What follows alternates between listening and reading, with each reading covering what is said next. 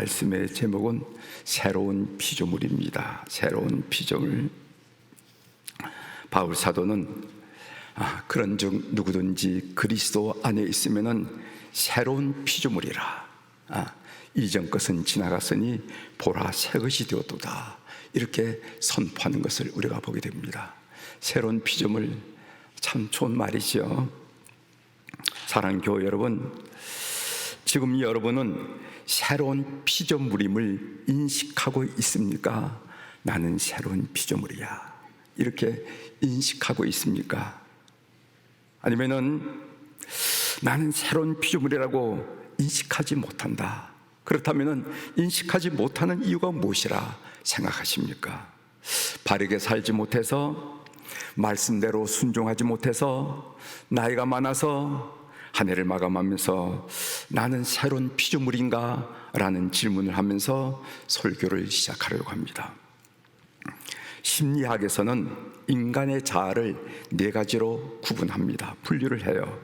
하나는 무의식적인 자아, 그리고 두 번째로는 숨겨진 자아, 세 번째로는 맹목적인 자아, 네 번째로는 표면적 자아, 이렇게 구분하죠. 무의식적인 자아라는 것은 나도 못 보고 남도 못 보는 그런 자아. 숨겨진 자아라는 것은 나는 아는데 그러나 다른 사람이 알까봐 숨기고 있는 나의 모습, 이게 숨겨진 자아. 세 번째로 맹목적 자아는 다른 사람은 다 보고 있는데 나에게는 보이지 않는 나의 모습, 예를 들어서 나의 결정 같은 것이라고 할 수 있겠죠. 표면적 자아, 나도 볼 수 있고 남도 볼 수 있는 것, 어쩔 수 없다고 얘기하는 것, 이런 것들이 표면적 자아라 얘기할 수가 있습니다. 이 네 가지 자아 영역에서 우리가 예수 그리스도로 말미암아 온전한 치유와 회복이 있을 때 우리는 건강한 자아를 가지고 행복하게 삶을 살아갈 수가 있는 것입니다. 이제 그 이야기를 좀 설명하면서 들어가는 말씀을 좀 드리려고 합니다. 첫 번째로, 우리 무의식적인 자아가 예수 그리스도로 말미암아 고침을 받아야 됩니다. 나도 못 보고 남도 못 보는 내 심령 깊숙이 있는 그 자아, 가끔씩 꿈으로 나타나는 내면적인 자아를 말하는 거죠.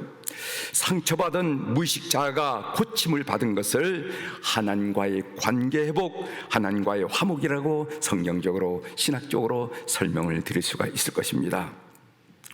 인간이 타락하기 전 창세기 1장에서 가장 많이 나오는 단어가 종류대로 지었다라는 그런 표현입니다. 하나님은 말은 말같이, 소는 소같이, 고양이는 고양이같이 종류대로 지으셨습니다. 그런데 그 종류대로 지었다는 표현이 사람에게 이르면은 사람은 사람답게 만드신 것이 아니라, 사람같이 만드신 것이 아니라 사람은 하나님의 형상으로 만들었다, 이런 다른 표현이 나옵니다. 인간을 하나님의 형상대로 만들었다는 겁니다. 인간을 인간대로 만들지 않고, 인간을 인간처럼 만들지 않고 하나님의 형상대로 만드셨다는 것입니다. 그런 인간이 죄로 말미암아 짐승같이 되고 말았어요. 요즘 사람들이 산 모습을 보십시오. 아니, 창조 이래, 아담의 타락 이래로 인간의 사는 모습을 보십시오. 그게 사람의 모습인지 아니면 하나님의 모습인지 아니면 인간의 모습인지 한번 보시길 바랍니다. 예수 그리스도는 이렇게 일그러지고 병든 우리의 무의식적인 자아를 고치셔서 하나님의 형상을 회복하게 하신다는 거예요. 하나님의 형상을 회복하게 한다. 이것을 다른 말로 의인이 되었다, 이렇게도 표현하죠. 두 번째로는 숨겨진 자아가 고침을 받아야 됩니다. 다른 사람들은 못 보지만은 자기 자신이 아는 나의 모습이 있어요. 그리고 다른 사람에게는 될 수 있는 대로 숨기고 싶은 자기의 모습이 있습니다. 과거에 묶여있는 나, 자존심에 묶여있는 나, 다른 사람에게 숨기고 있는 나를 예수 그리스도의 이름으로 자유하게 할 필요가 있다는 것입니다. 그래서 숨겨진 자아가 고침을 받은 것을 우리는 자기 자신과의 관계 회복 또는 자신과의 화해라, 이렇게 신학적으로 설명을 할 수가 있을 것입니다. 아모스 7장 14절에 보면은 이런 말씀이 있어요. 그 말씀을 읽어드리겠습니다. 아모스가 아마사에게 대답하여 이르되 나는 선자가 아니며 선자의 아들도 아니라 나는 목자요 뽕나무를 재배하는 자로서, 이런 말씀이 있습니다. 저는 이 말씀을 읽으면서 아모스라는 사람은 참으로 자유인이구나, 참으로 자유인이구나. 아모스는 자기 내면과 자기와 화해한 사람이구나, 이렇게 감탄한 적이 있습니다.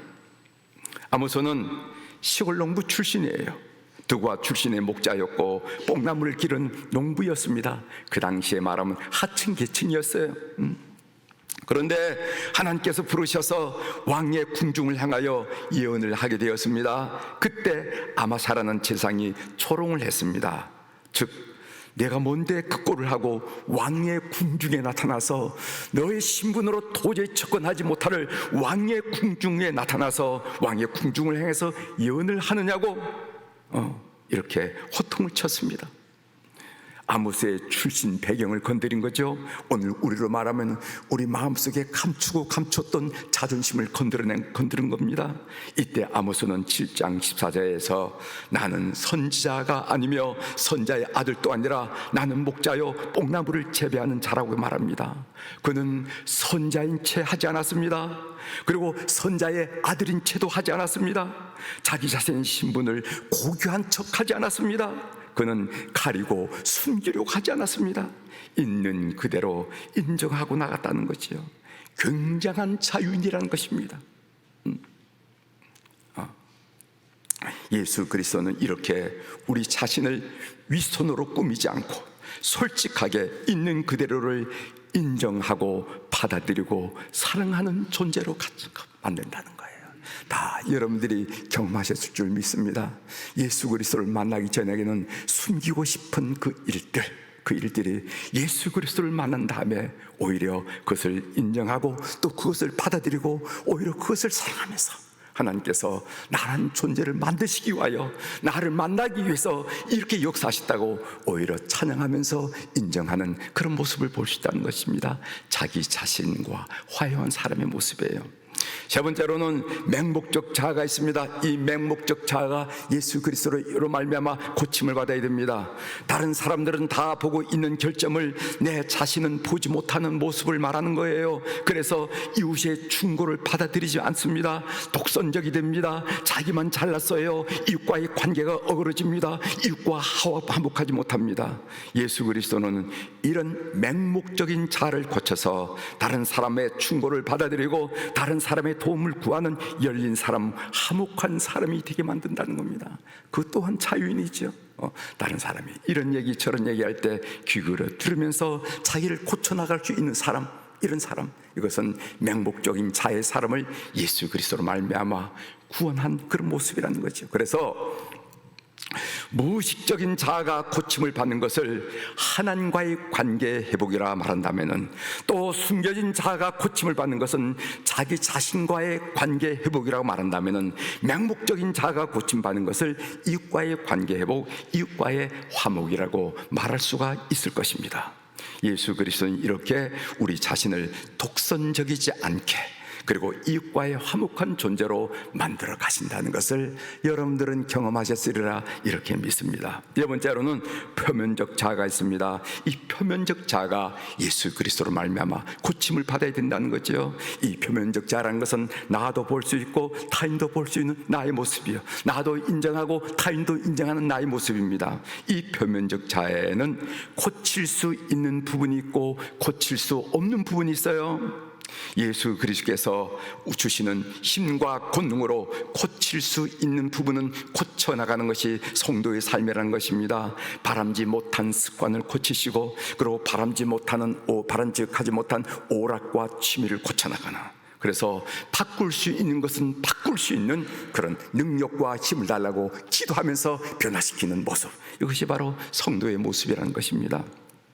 그러나 바꿀 수 없는 부분이 있어요. 그런 부분은 우리가 받아들이는 용납의 정신도 있어야 됩니다. 부모님은 바꿀 수가 없습니다. 부모님 왜 나를 이렇게 낳으셨나요? 왜 부모님 그렇게 무식하십니까? 부모님은 바꿀 수가 없습니다. 남편 아내도 바꿀 수가 없습니다. 뭔가 못만 따다가도 바꿔지는 것이 아니에요. 여러분, 이런 재미있는 이야기가 있습니다. 미국의 월터 데이비스라 하는 이 명사의 아닌 월터 바바라는 매스컴에 자주 등장하는 그런 이들이라고 합니다. 이 두 분이 결코 이혼을 하고 말았어요. 이혼한 월터 데이비스는요, 새로운 배우자를 얻기 위해서 인터넷에 도움을 받았습니다. 인터넷에 도움을 받았다면 근래 일어난 일이겠죠. 인터넷에서 나는 이러이러한 사람을 만나고 싶습니다, 나는 재혼을 원합니다 하고 올렸다는 거죠. 그런데 그 3만 명이 올라있다는, 3만 명이 3만 명. 그래서 그는 그 3만 명을, 그 이력을 쭉 보면서 추려나가기 시작합니다. 우리가 사람을 고를 때 추려나가는 것처럼 추려나가기 시작합니다. 그런데 마지막에 4명이 나오는데 4명의 후보가 남게 되는데, 그 4명의 후보 중에서 첫 번째 사람이 누군지 아십니까? 바로 자기의 전 아내였던 바바라였어요. 유명한 이야기. 예수 그리스도는 나의 바꿀 수 있는 부분은 바꿀 수 있는 힘과 용기를 주시고, 바꿀 수 없는 부분은 그대로 받아들이는 용납을 주십니다. 따라서 예수 그리스도는 병들고 일그러진 우리의 자상을 고친다는 거예요. 예수 그리스도는 우리를 새로운 피조물로 바꾸신 분이다 하는 말씀을 여러분들에게 전제로 드리고, 이런 배경으로 오늘 본문을 한번 살펴보려고 합니다. 본문은 우리 권사님이 읽어주셨지만은 처음에 보면은 이게 도대체 무슨 말씀을 하고 하시려고 그러시는가 하는 그런 생각이, 도대체 무슨 말씀을 하려고 하는가 하는 생각을 하게 되는데, 그 내용을 조금 여러분들에게 설명을 드리고 말씀을 좀 진행하도록 하겠습니다. 11절 한번 보세요. 11절. 우리는 주의 두려우심을 알므로 사람들을 권면하거니와 우리가 하나님 앞에 알려졌으니 또 나의 양심에도 알려지기를, 너희 양심에도 알려지기를 바라노라. 여기 보면 우리는 주의 두려우심을 알므로 사람들을 권면하거니와 하고 바울 사도가 고백합니다. 바울 사도는 주의 두려우심을 알기 때문에 사역한다는 의미죠. 바울이 말하는 이 두려움이라는 것은 공포를 의미하는 것이 아니라 하나님을 향한 경외함을 경외함을 말하는 겁니다. 여러분, 경외하다 하는 말, 경외함이라 하는 말이 무슨 말인지 아니요? 두렵고 떨림으로 그 마음속에 깊은 존경심을 가지고 갖는 그 어려움, 이것을 보고 경외함이라고 그렇게 말하잖아요. 바울이 하나님을 경외한 이유는요, 주님이 종국에 심판하신 분임을 깨닫기 때문에 그렇다고 그렇습니다. 오늘 고린도 우리가 읽지 않지만 바로 앞에 있는 고린도후서 5장 10절을 보십시오. 이는 우리가 다 반드시 그리스도의 심판대 앞에 나타나게 되어 각각 선악간에 그 몸으로 행한 것을 따라 받으려 함이라. 사랑하는 교회 여러분, 여러분들은 우리가 각각 그리스도의 심판대 앞에서 심판받는다는 사실을 여러분 아십니까? 여러분들이 생각하는 것, 여러분들이 말하는 것, 여러분들이 행동하는 것이 하나님 앞에 심판받는다는 것을 아십니까? 따라서 오늘 그 심판받는다는 그런 그 두려움으로 말미암아 바울로 하여금 소극적으로 가만히 있게 만들지 않고 오히려 적극적으로 사역을 감당하는 중요한 동기가 되었다는 겁니다. 하나님이 내 생각을, 내 말을, 내 삶을 심판하셔? 그럼 가만히 앉아 있을 수 없지 하면서 그것이 동기가 되어서 사역한다 라고 지금 11절에 고백하고 있는 겁니다. 14절로 넘어가 봅니다. 그리스도의 사랑이 우리를 강권하시는도다. 우리가 생각하건대 한 사람이 모든 사람을 대신하여 죽었은즉 모든 사람이 죽은 것이라. 그리스도의 사랑이 우리를 강권하시노다 하는 말씀이 있습니다. 바울이 헌신하게 된 동기는 하나님의 심판을 의식하기 때문도 있지만 더 깊은 동기가 있다고 우리에게 알려주고 있는데, 그것이 뭐냐면은 바울은 그리스도의 사랑 때문이라고 이야기하고 있는 것입니다. 그리스도의 사랑은 희생적인 사랑이죠. 예수 그리스도는 십자가에서 자기 생명을 희생했습니다. 결코 말로만 하는 값싼 사랑이 아니었습니다. 또한 그리스도의 사랑은 눈먼 사랑이었습니다. 아무리 우리가 허물이 많고 죄를 범했다 할지라도 우리를 포기하지 않는 그런 사랑이었습니다. 바울은 그리스도의 사랑이 자신을 강권한다고 이렇게 얘기했어요. 이 강권한다는 말은 통제한다, 컨트롤한다라는 뜻이 있는데, 자신의 힘으로는, 자신의 의지로는 어떻게 할 수 없는 하나님의 충동이 내 내면 속에 있다 하는 그런 표현입니다. 하나님은 성도들에게 선한 충동을 일으키죠. 이것을 우리는 성령의 감동이라고도 표현합니다. 성령의 감동을 받으면 헌신하기도 하고, 성령의 감동을 받으면 남들이 생각하지 못한 일들을 감당하기도 하게 하는 것을 우리들이 많은데, 어떻게 그렇게 하십니까? 성령이 감동하셔서 거절할 수 없었습니다. 거부할 수 없습니다. 이렇게 말씀하시는 분들을 우리가 보게 된다는 겁니다. 성령의 감동, 오늘 바울 사도도 성령께서 강권하시도다, 성령께서 나를 사로잡아서 이끄시는 걸 뭐 내 힘으로, 내 의지로 어찌할 수 없는 그런 이끄심을 내가 받고 있다 하는 그런 표현을 우리에게 하고 있는 것입니다. 17절 한번 보겠습니다. 17절. 그런즉 누구든지 그리스도 안에 있으면 새로운 피조물이라, 이전 것은 지나갔으니 보라 새 것이 되었도다. 이게 새로운 피조물이란 말이 있습니다. 이 말씀을 영어 성경에서는 재창조, new recreation이라 이렇게 표현한 것을 보게 되었습니다. 즉 하나님의 창조 능력으로 새롭게 창조된 존재가 바로 우리 그리스도인이라는 것입니다. 그래서 겉모습은 같아, 겉모습은 그 모습이야. 그렇지만은 속사람은 전혀 다른 존재가 되었다는 겁니다. 다른 존재가 되었다는 거예요. 좀 더 구체로 설명하면은 새로운 피조물이란 다음과 같은 영역에서 새롭게 된 것을 의미하는 것입니다. 첫 번째로 새로운 생명, 새로운 생명. 영적으로 볼 때 그리스도 밖에 있는 사람은 죽은 사람입니다. 그러나 그리스도 안에 있으면은요, 하나님과 화목하여 생명을 얻게 되는 것입니다. 이것이 요한복음 3장 36절의 말씀이죠.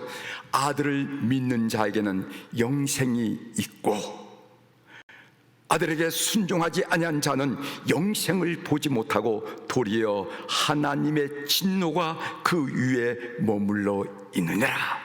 그래서 우리가 예수 그리스도를 통해서 새로운 피조물이 되었다는 것은 내가 새로운 생명을 얻었다는 것이라는 믿는 여러분이 되시길 바랍니다. 두 번째로는 새로운 신분, 새로운 피조물의 그 모습이 새로운 신분이라는 겁니다.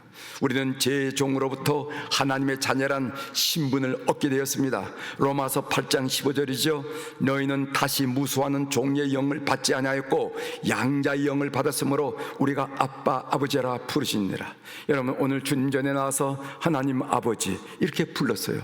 여러분들은 과거에는 제 종으로서 노예 같은 것으로 생활을 했지만은 이제는 하나님을 아버지라고 불렀다는 거예요. 여러분들이 나는 신분이 바뀌었다 인식하든 인식하지 못하든 하나님이 여러분들의 신분을 바뀌었다는 것, 그것이 달라진 것입니다. 세 번째로는 새로운 운명, 여러분들의 운명이 어떤 처지에 있는가, 영벌의 심판을 받을 운명에서 영생을 얻을 운명으로 바뀐 것입니다. 요한복음 5장 24절에 보면은 내가 진실로 진실로 너에게 이르노니 내 말을 듣고 또 나를 보내신 이를 믿는 자는 영생을 얻었고 심판에 이르지 아니하나니 사망에서 생명으로 옮겨내니라. 우리의 운명이 사망에서 생명으로 옮겨내니라, 이렇게 말씀하고 있어요. 제가 새로운 피조물이라는 것은 우리 영역에서 이렇게 새로운 것이 되어진 것이다. 새로운 생명, 새로운 신분, 새로운 운명, 믿는 여러분들이 꼭 되시기를 주의 이름으로 축원합니다. 나는 세월이 지남에 따라서 해가 바뀌음에 따라서 노쇠해지고 늙어지는 거지만 이것은 막을 수는 없지만은 나는 새로운 피조물로 이렇게 달라졌다 하는 그런 인식과 의식을 갖게 되기를 바랍니다. 그러면은 새로운 피조물로서 성도는 어떻게 바뀐 것인지 오늘 본문을 한번 살펴보겠습니다. 본문을 보면 재미있는 우리 새로운 피조물로서의 그 달라진 점을 말하고 있는데, 첫 번째로는요, 인생의 목적이 달라졌다는 거예요. 똑같이 고등학교를 나오고 똑같이 대학을 나오고 똑같이 결혼 생활하고 똑같이 취직 생활하고 직장 생활하고 있지만은 그 인생의 목적이 달라졌다는 겁니다. 목적이 달라졌다는 거예요. 자, 보십시오. 고린도후서 5장 15절, 우리 권사님이 읽은 부분을 다시 한번 읽어봅니다. 5장 15절입니다. 그가 모든 사람을 대신하여 죽으심은 살아있는 자들로 하여금 오직 그들을 대신하여 죽었다가 다시 살아나신 이를 위하여 살게 하려 하심이니라. 오직 그들을 대신하여 죽었다가 다시 살아나신 이를 위하여 살게 하려 하심이라. 성도는 인생의 목적이 달라졌습니다. 이제까지는 자기 자신을 위해서 살았어요. 말하면은 자기 자신, 자기 자녀, 자기 가정, 그 범주를 넘지 않았습니다. 늘 그 얘기였어요. 늘 그게 기도의 제목이었어요. 자기 자신, 자기 가족, 자기 그거였어요. 그런데 예수 그리스도로 말미암아 새로운 피조물이 되다 보니까 이제는 인생을 사는 목적이 달라졌습니다. 이제부터는 예수님을 위해서 살게 되다 이 말이죠. 그리스도인의 삶의 목적은 분명합니다. 그리스도인의 삶의 목적은 분명합니다. 그것은 바로 예수 그리스도를 위해 사는 거예요. 여러분, 간증하는 분들의 이야기를 한번 들어보십시오. 옛날엔 자기만을 위해 살아왔는데 내가 예수 그리스도로 말미암아 새로운 피조물이 된 이후로 내 인생이 달라졌습니다. 어떻게 달라졌냐고, 내 인생의 목적이 달라졌습니다. 이렇게 간증하는 것을 여러분들이 많이 들을 줄 믿습니다. 사랑하는 성도 여러분, 여러분의 인생의 목적은 바뀌었습니까? 두 번째로는 사물을 보는 관점이 달라졌다고 이야기하고 있습니다. 사물을 보는 관점, 사람을 보는 관점, 교회를 보는 관점, 역사를 보는 관점, 물질을 보는 관점이 달라졌다는 겁니다. 여러분 보겠습니다. 고린도후서 5장 16절이죠. 그러므로 우리가 이제부터는 어떤 사람도 육신을 따라 알지 아니하노라. 비록 우리가 그리스도도 육신을 따라 알았으나 이제부터는 그같이 알지 아니하노라. 여기 보면 우리가 이제부터는 어떤 사람도 육신을 따라 알지 아니하노라. 육신을 따라 알지 않았다면, 지금까지는 육신을 따라 세상의 가치관을 따라 사람과 상황을 보고 판단하고 살아왔습니다. 저 사람 돈 많대, 저 사람 높은 사람이래, 저 사람은 어떻대 하면서 육신을 따라서 판단해 왔습니다. 그러나 이제부터는 하나님의 시선으로, 믿음의 시선으로, 성경적 가치관으로 사람과 상황을 보고 판단하고 살아온다는 겁니다. 아무리 가난한 사람이라도 하나님의 그 속에 있는 하나님의 형상을 보고 사랑을 하게 되고 그렇게 된다는 거죠. 사랑하는 성도 여러분, 사물을 보는 그 여러분의 관점이 바뀌었습니까? 세상을 보는 관점, 사람을 보는 관점, 역사를 보는 관점 달라졌나 말이죠. 이것이 바로 새로운 피조물이 된 증상이라는 거예요. 그럼 세 번째로는 새로운 직분이 주어집니다. 오늘 고린도후서 5장 18절을 보겠어요. 모든 것이 하나님께로 났으며 그가 그리스도로 말미암아 우리를 자기와 화목하게 하시고 또 우리에게 화목하게 하는 직분을 주셨으니, 여기에 직분을 주셨다고 말씀했어요. 우리에게 화목하게 하는 직분을 주셨으니, 예수 그리스도께서 십자가를 지심으로써 하나님과 화목하게 한 그리스도인들의 직분은 뭐냐면은 하나님과 세상을 화목시키는 직분이에요. 화목된 우리가 해야 될 직분이 뭐냐면은 하나님과 세상을 화목하게 하는 직분입니다. 하나님과 여러분들의 가족과 화목하고, 하나님과 여러분들의 친구들과 화목하고, 하나님과 여러분들의 동호인들과 화목하고, 하나님과 여러분들이 만난 사람과 화목하게 하는 직분을 여러분들에게 주셨다는 거예요. 하나님과 세상을 화목하게 하는 것이 바로 복음 전도입니다. 사랑하는 성도 여러분, 여러분의 주어진 새로운 직분인 복음 전도에 얼마나 관심을 갖고 계십니까? 오늘날 초대교회에 보면은 하나님께서 초대교회를 세우신 유일한 목적이 뭐냐면은 복음 전도예요. 하나님이 초대교회를 왜 세우셨습니까? 복음 전도를 위해서. 오늘 이 사명을 여러분들의 상황과 여러분들 직장과 여러분들 직업이 무엇이든 간에 꼭 간직하기를 바랍니다. 하나님의 새로운 피조물이 된 나에게 직분이 있는데 그 새로운 직분이 무엇인가? 복음 전도야, 복음 줘야. 목사님이 그렇게 가르쳤어. 이 복음 전도를 위해서 여러분 새로운 직분을 수행하는 여러분이 되시기를 주의 이름으로 고면합니다. 이렇게 본문을 정리하면서 제가 하나님의 음성 듣기로 저 개인적인 이런 삶의 문제를 함께 나누도록 그렇게 하겠습니다. 본문을 묵상하면서 나는 새로운 피조물인가? 라는 질문을 다시 하게 되었어요. 여러분, 제가 설교를 하면서 여러분들만 들으라고 그냥 설교한다면 그게 무슨 의미가 있겠습니까? 항상 내 자신을 살펴봐야 되지 않겠어요? 꼭 자신에게 질문을 하지 않습니까? 한마디 한마디 타이핑을 치면서 나는 이렇게 질문하면서 전 설교를 준비하고 있는데, 그렇다면은 오늘 새로운 피조물이 했으면 너는 새로운 피조물인가? 한 질문을 하면서 오늘 이 하나님의 음성 듣기의 말씀을 나누려고 합니다. 이런 질문을 새삼스럽게 하는 이유는 내 삶을 바라볼 때, 다른 사람이 아니라 내 삶을 바라볼 때 어떤 때는 새로운 피조물인 것 같고 어떤 때는 전혀 새로운 피조물이 아닌 것 같기 때문입니다. 그러면은 새로운 피조물이라는 확신이 흔들린 이유가 무엇일까 생각해 봤어요. 내가 왜 새로운 피조물이라는 것이 흔들릴까? 예수 그리스도의 보혈이 분명히 나한테 있는데 왜 그것이 흔들릴까?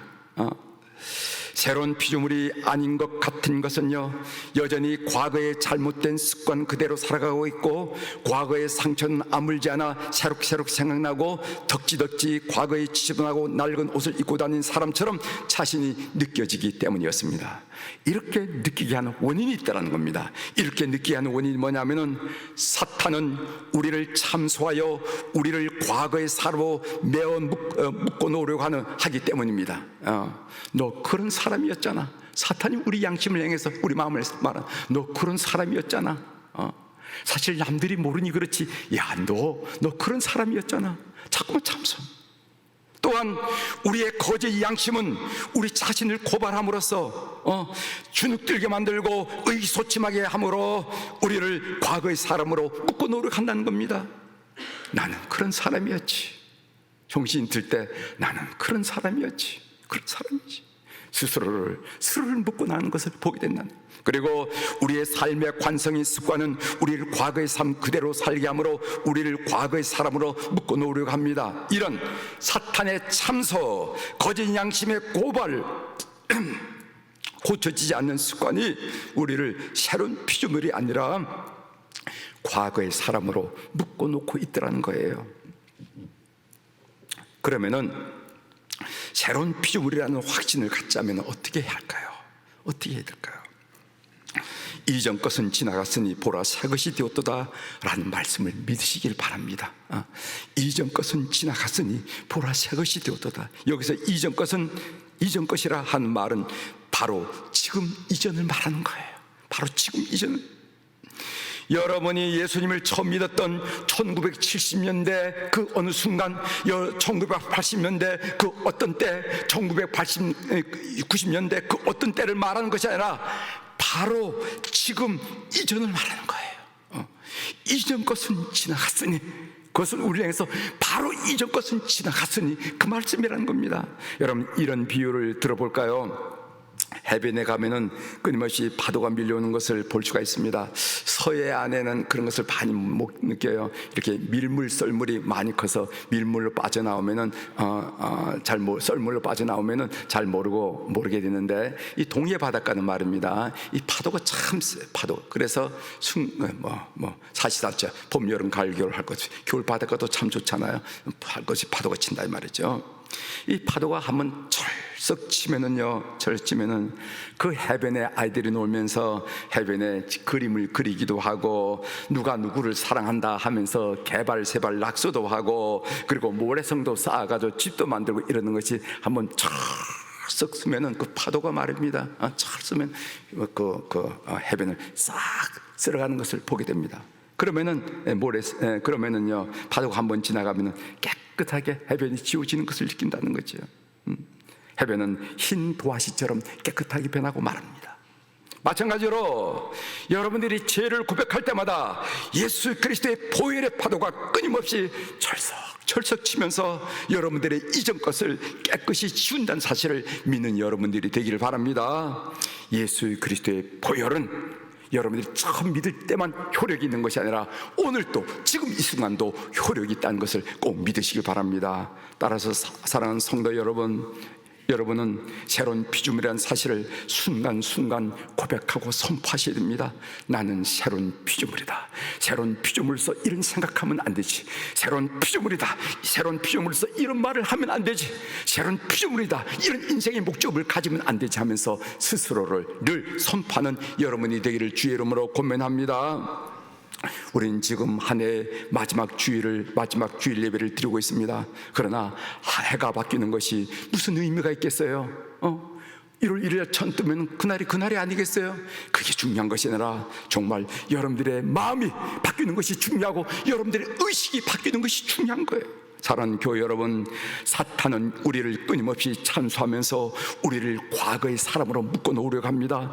우리의 거짓 양심은 우리의 과거를 고발함으로써 우리를 과거의 사람으로 묶어놓으려고 합니다.